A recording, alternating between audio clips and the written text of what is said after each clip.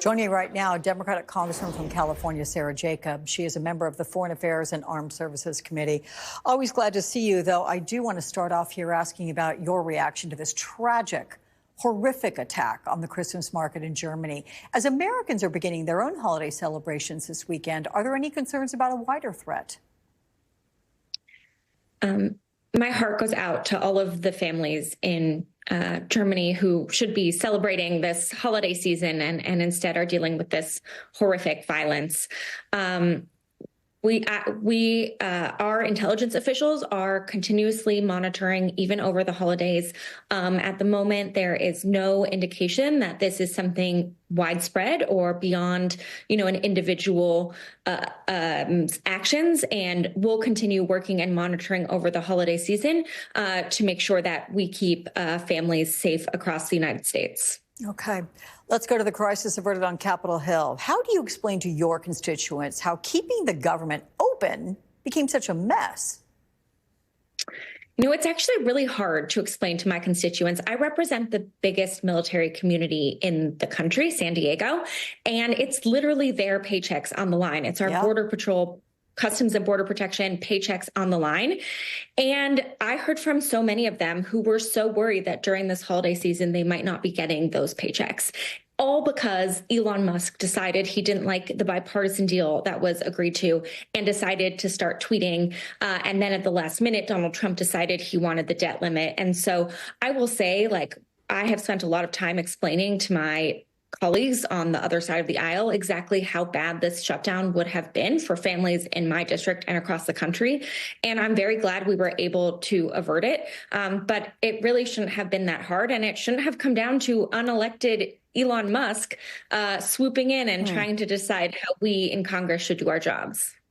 Yeah, we have to see the extent to which he's going to have influence in the days ahead. But despite Donald Trump's threat to Republicans that they're going to be primaried if they don't extend or abolish the debt limit, 38 of your Republican colleagues voted against the first Trump-backed bill. Then yet yesterday, 170 House Republicans voted for the continuing resolution that also did not include the debt limit provision. Does this signal there are limits to Trump's power? I certainly hope so, right? I think it's going to come down to my colleagues on the other side of the aisle deciding that they are more beholden to the American people than to Elon Musk and Donald Trump. And we are starting to see that, but I don't want to give them too much credit yet because this was an early vote. He's not in office yet. It's a long time away from the primary elections. And, we're going to wait and see and hope, that they are going to continue doing the right thing when it comes down to it. And look, Speaker Johnson, he's been under fire for his handling of this mess, including from members of his own party. Congresswoman Marjorie Taylor Greene and Senator Rand Paul are now saying Elon Musk should be Speaker of the House, noting that the Speaker does not have to be a member of Congress or, in fact, any elected official. Maybe they're just trolling with this. But how much influence does the billionaire have on the government and the future president right now? And I'm just going to ask you, do you think Elon Musk could do a better job as House Speaker? All right, I'll start with your last question first. I absolutely do not think Elon Musk would be a good House Speaker. The man has no understanding of how the government works, no understanding of what it takes to pass legislation.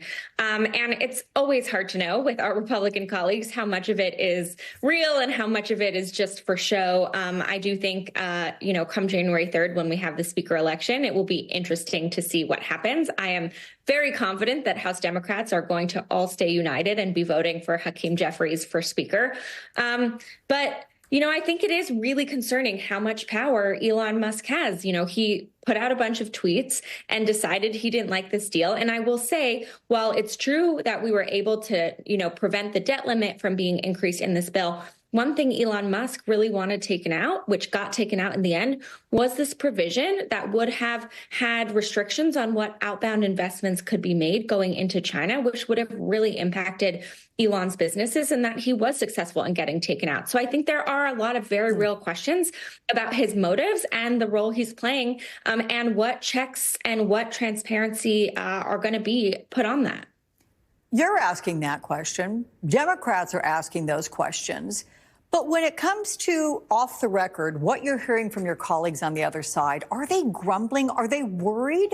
Are they angry about the level to which Elon Musk seems to have influence and really infiltrated this whole situation? Absolutely. Yes. I mean, I can't speak for all of them, but the ones that I've been talking to are definitely frustrated. There's been grumbles among both sides of the Hill in Congress, calling him President Musk, really talking about the role he's played here. And I think it is concerning. No one elected Elon Musk. Good point. Given your role on foreign affairs, I do want to head overseas for a moment because, as you know, the first time in over a decade, U.S. diplomats visited Damascus yesterday to meet with the leader of the HTS rebel group that overthrew Syria's President Bashar al-Assad. Members of the delegation later said he came across as pragmatic and they have removed him from the terror list.